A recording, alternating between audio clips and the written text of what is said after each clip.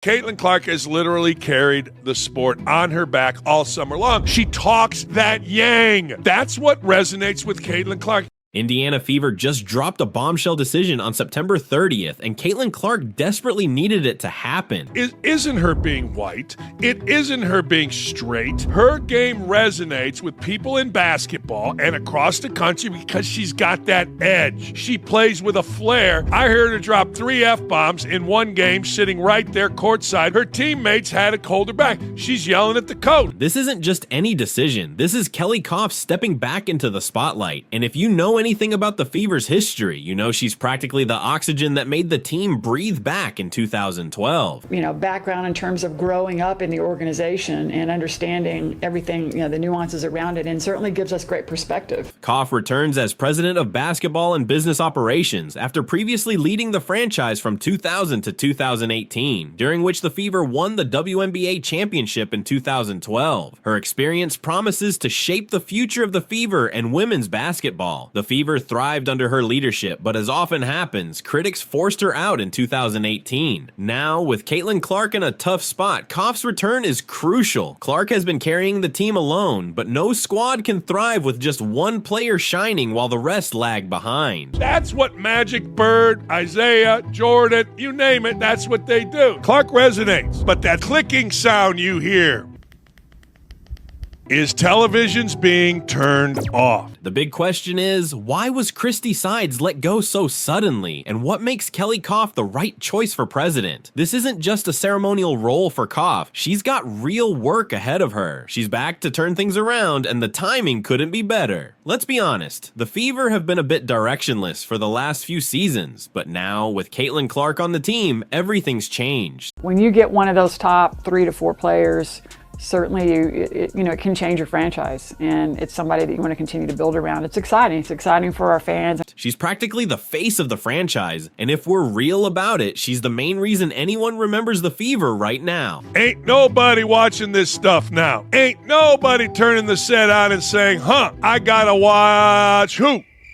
Clark has incredible talent and charisma, drawing more fans to games than any other player in the league combined. You know, just what you said, just the future of the Fever, it's incredible. I mean, to have, you know, these 3 here and then what we have that are at home. Need proof? This season, the Fever are bringing in over 177,000 fans per home game. That's not just remarkable, it's incredible, especially when you think about how things were just a year ago. You know, such great insight as a player, first of all, and I think that's so valuable to an organization like ours. They've transformed from having empty seats to becoming the most viewed team in the league. I'm not saying other teams should take notes, but honestly, it might be a good idea for them to do so. It goes beyond trying to destroy Caitlin Clark. With all that star power comes a lot of pressure, and this isn't a superhero tale. It's the reality of trying to create a winning team around one exceptional player. The real agenda is to destroy free speech. Koff has the experience, but let's be real, the Fever's front office hasn't exactly been making the best choices lately. They have Clark on their roster, and they better handle this situation carefully. Otherwise, fans might just show up at the office looking for answers. Free speech crisis over social media. Are you not looking?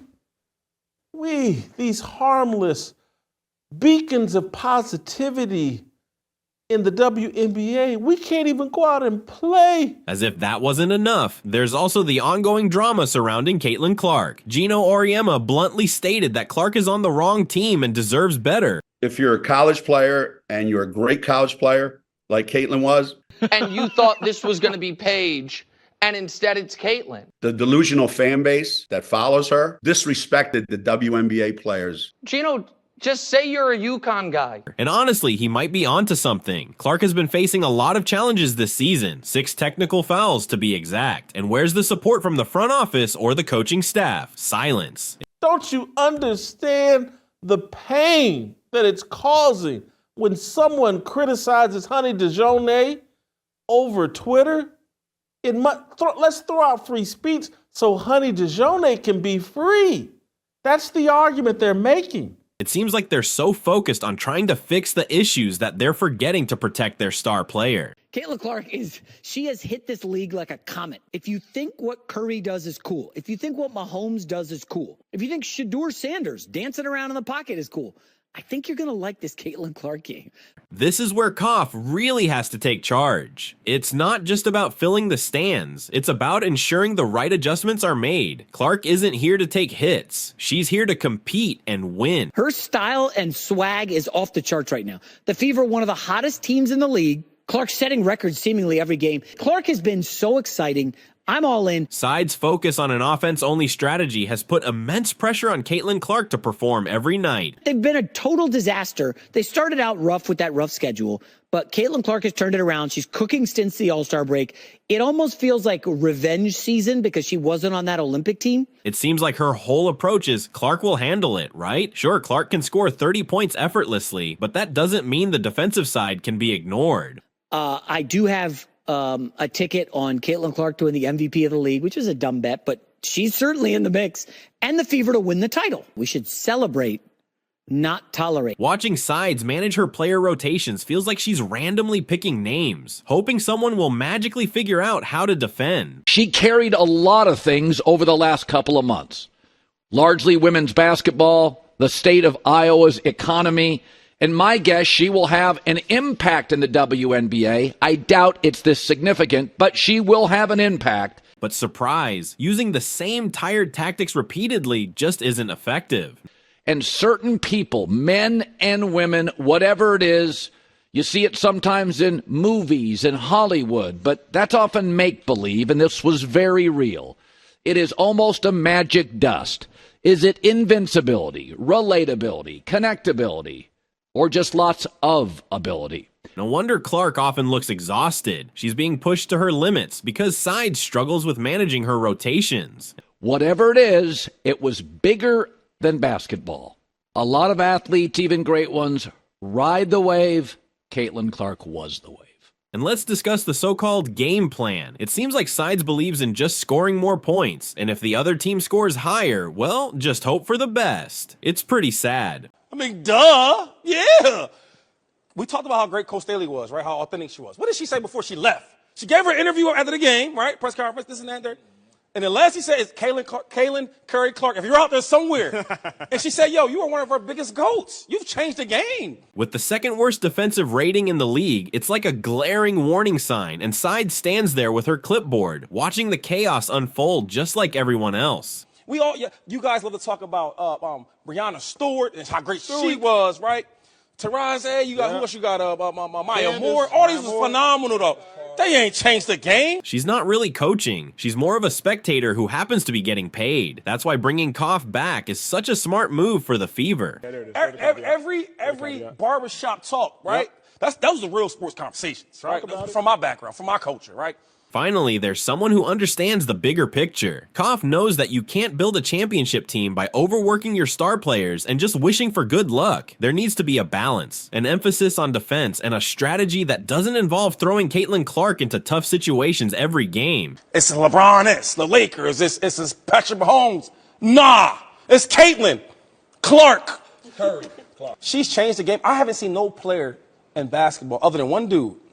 And he got 4 championships, and he's one of the GOATs, Steph Curry. I haven't seen nobody like her. If Sides can't get her act together, and let's face it, she hasn't shown any signs of improvement. Caitlin Clark taking shots, hitting the baskets. It's not like she hangs in the air and does all this spectacular stuff that Jordan does. It's just not that. It's not that exciting. But what you had with Tiger Woods and what you have with Caitlin Clark, every time that Tiger Woods swung that golf club and hit that white ball, you felt like you're watching history. Then Koff should clean house and find a coach who truly knows how to win. And guess what? Koff isn't wasting any time. Rumors suggest she's already looking at strong defensive players like Gabby Williams from the Seattle Storm. That's exactly the kind of toughness and skill the Fever desperately need, because if anyone thinks Sides' current group is going to suddenly become great defenders overnight, think again. Every time Caitlin Clark takes a shot, you feel like you're watching history be made. And that's what people love more than anything. That's what they take out their cell phones and I got this image and this is a historical moment. This team needs real defenders, not just confused players running around while Clark carries all the weight. Tiger Woods is about to win his first major, his 8th major, his 12th major. Oh God, I stood next to Tiger Woods.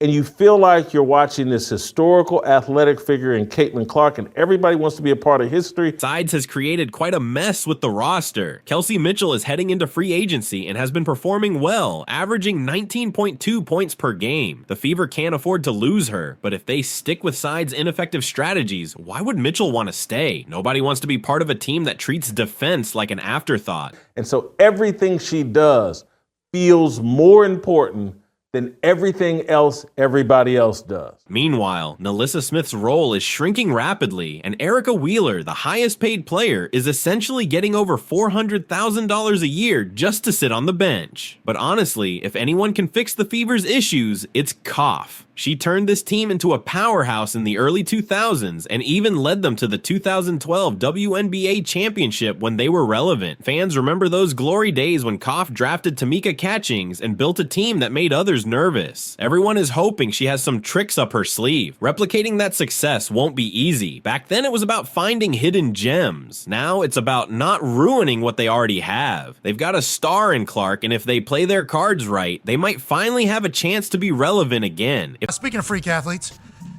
Caitlin Clark effect has now hit the WNBA. It has been announced today. But the best basketball of the weekend, the best player in America, the best shooter in America, Caitlin Clark. Did you happen to see the WNBA playoffs without Caitlin Clark? Chances are you didn't, and you're not alone. Very few people did.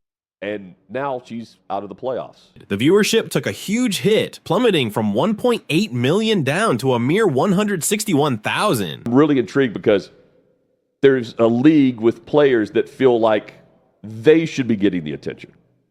Now they have center stage, but the ratings are going to go down. How far, though? That's the key. That's not just a small drop. It's a total crash. It's going to be, before the argument was the league is much more than this one girl that came into the league, right, and we've established it, and hey, look at the numbers everywhere else across women's basketball. It's not just Caitlin Clark. It's all of us. And then the moment the ratings tank, they're going to come back and say, see, we were right all along. It's all the racists that follow Caitlin Clark that were watching the product, and now they're gone, and we're back with our diehards. And that's the ratings that you're seeing. Actual W fans, not WNBA, actual W fans. Let me get it right. That's going to be the argument. Now, people are asking if the WNBA is facing big issues without its latest star player. But is that going to be a headline when they dip when she's not playing? And now they have to go through the postseason. They're going head-to-head with the NFL. We pointed that out yesterday, which isn't smart. Let's take a moment to discuss Clark. She didn't just participate. She transformed the entire scene. Numbers are going to be up year to year because Caitlin Clark wasn't in the WNBA last year. So ESPN is going to spin this as a positive that their playoffs will be much higher rated than they were a year ago, even the playoffs without Caitlin Clark. Yes. But because they were so low, that really isn't telling you the whole story. The Indiana Fever went from being overlooked to playoff hopefuls, and it's all due to her impact. Now that Indiana is out and Caitlin Clark is out. So it's not a good thing for the WNBA. Ratings will go way down, but ratings will remain up as opposed to a year ago without Caitlin Clark in the league at all. So the WNBA is still going to be able to sell to everyone that it's an improving product, and I think that's probably true. Can you picture going from being unknown to a star in such a short time? If you're going to get serious ratings and serious numbers and serious improvement, become a serious league. And you do that by suspending someone who does that, especially after what she put online in regards to Caitlin Clark. You can't allow that to happen. And then I didn't know what happened. I didn't even know that I hit her. Right. Afterward. You're a high-level athlete. I didn't know that happened. You know when you put your finger through someone's eye. But here's the troubling part. Without Clark, the WNBA might face empty arenas and disappointing TV numbers. I personally like this because this is a comparison point I understand. Oh, Magic Johnson was great. He could do everything. Caitlin Clark just had a playoff series like Magic Johnson did way back in his rookie year. We can all understand that, right? Yep. But when did we start combining WNBA with NBA history? That's the first time I've ever seen a NBA/WNBA graphic. I know they're owned by the same people. We did it, though. But I've never seen it combined this way. We did it whenever she became the all-time leading scorer in basketball. It feels like the fun has ended, and everyone has left the party, so we need to consider whether the WNBA is relying too heavily on one player. What happens if that reliance backfires? Obviously, it's always important to give credit where it's due, and I think we all realize where the credit needs to be given as far as the success of this WNBA season. Caitlin Clark came in and made such an impact on how many people started to care about the WNBA. This was the highest viewed season in the history of the league. Stick around as we explore why this is crucial for women's basketball. In 28 years, the numbers were stellar. Caitlin Clark drew a whole new fan base into it. And now the question is, because she has been eliminated, she and the Indiana Fever are eliminated after losing 2 games to the Connecticut Sun. What is the rest of the season going to look like, ratings-wise, for the WNBA? Are people still going to care?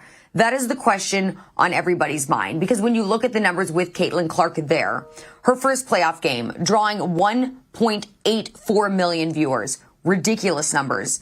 The highest rated playoff game since game 2 of the 2000 WNBA finals. This wasn't even just an opening round game back in 2000. This was one of the finals games. So this clearly is showing how much of an impact Caitlin Clark is having. Remember when the Indiana Fever was just another name in the league? Now they're in the playoff race, and it's all because of her.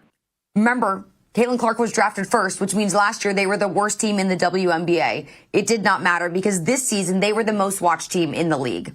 An average of viewership, 1.1 million viewers each game in the regular season. Other games, listen to this, paled in comparison, drawing just about 394,000 viewers on average per game. So 1.19 million versus 394,000 for the rest of the WNBA teams. But here's the twist. Caitlin Clark isn't just making waves for her team. She's redefining the whole WNBA landscape. People are already calling for a change to the WNBA format playoff because, like we just saw, I think a lot of people were unaware. I actually am going to be honest, I was unaware. I had no idea how the WNBA playoff format was laid out up until this season because I never watched. The stats tell a surprising story that you might not expect. I mean, come on, definitely disappointing for most of her fans who were probably dying to see her play at home because that definitely could have shifted the dynamic. As we know, we've seen it happen all the time in the playoffs, right?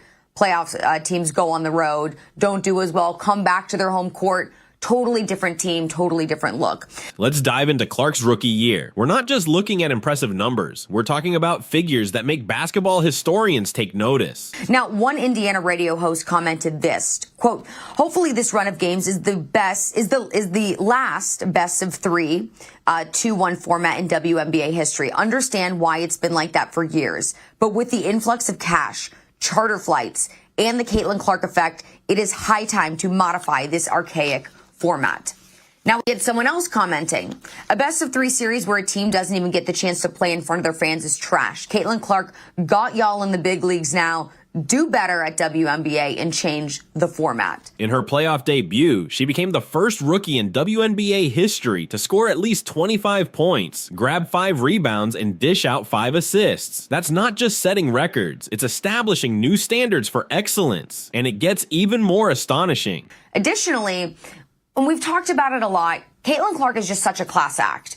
She held her head high despite being embroiled in so many different controversies throughout the entire course of the season. Throughout the playoff series, Clark averaged 18 points, 5 rebounds, 8.5 assists, 2 steals, and 1 block per game. I mean, we saw dirty play after dirty play on Caitlin Clark, and still, she did not waver in keeping her composure. And that is something, as a 22-year-old, you have to be really, really respecting of, because a lot of 22-year-olds, you're not maybe as mature as you might be at other ages at that point in time. And she just handled every single situation with the highest levels of dignity and class again.